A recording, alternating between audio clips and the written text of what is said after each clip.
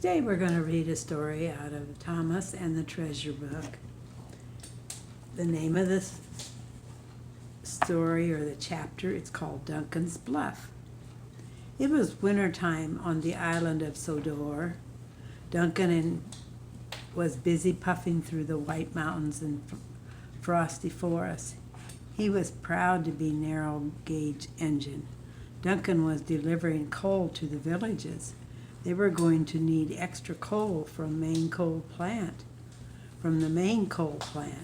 So James and Thomas brought coal to the wharf. Duncan chuffed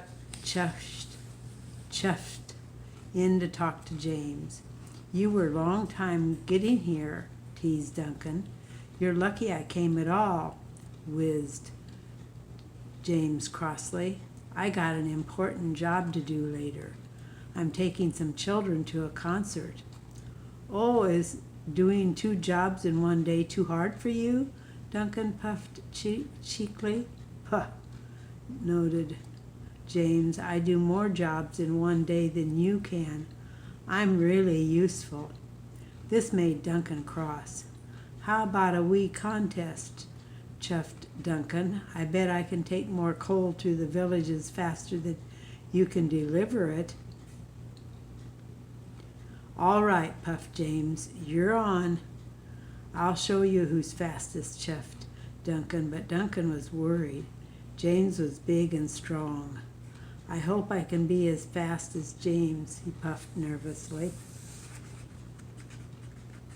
So they have a contest they're doing right now. See who can do go the fastest. So Duncan delivered all his coal just as fast as he could. Must beat James, he puffed. But when Duncan arrived back at the wharf, James was waiting for him. "I told you mainline engines were the fastest," teased James. Duncan looked at the long line of freight cars. There were plenty of coal for the villagers there, but Duncan didn't want to lose. "Oh, is this all you brought?" he tooted. "The villages need lots more coal than that." "Then I'll bring more coal than you have ever seen," puffed James. James raced back to the coaling plant, and Duncan delivered the coal to the villages. Now all the villages had plenty of coal. Duncan puffed back to the wharf. But when Duncan arrived at the wharf, there was still lots more coal cars waiting. So Duncan decided to play a trick. "I'll hide the coal cars before James gets back," he puffed. Soon all the cars were hidden. "Now James will think I've delivered all the coal," Duncan chaffed cheerfully. James had collected lots more freight cars from the coaling plant. He was puffing harder than he'd ever puffed before, and he was using lots of coal. At last James arrived at the wharf. There was Duncan. "You still haven't brought enough coal," teased Duncan. "I thought you were supposed to be really useful." Now let's see what Duncan has to say to that. James has to say to that. "I'll be back soon with much more coal," puffed James. "It will take you all winter to deliver it." "Oh, we'll see," puffed Duncan. James still had to take the children to the concert, but he had been puffing so hard he had used up all the coal in his tender, and soon he would ground to a halt. That evening the narrow gauge controller came to see Duncan. "James is stuck. He has run out of coal," he announced. "Now he won't be able to take the children to the concert." Duncan felt terrible. He thought about all the coal cars he had hidden. He thought about James, and then he thought about the children.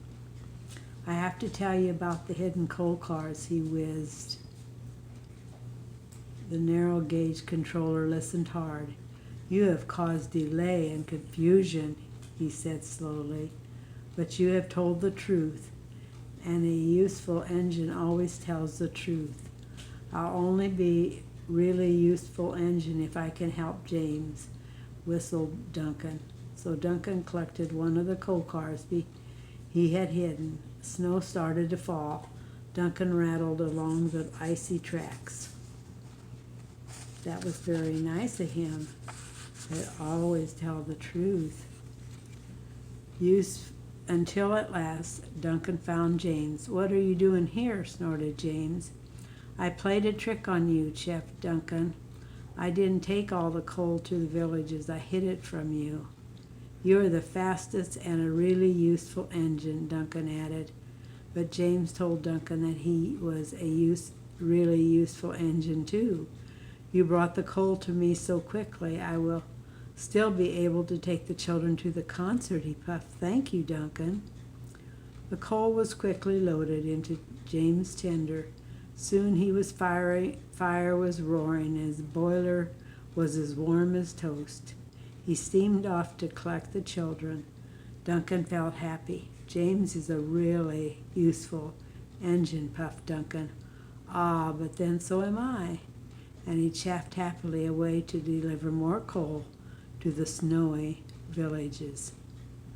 Thank you for listening today. That was an unusual story, but it was a story telling the truth, and that's what is important. God bless. Have a great day.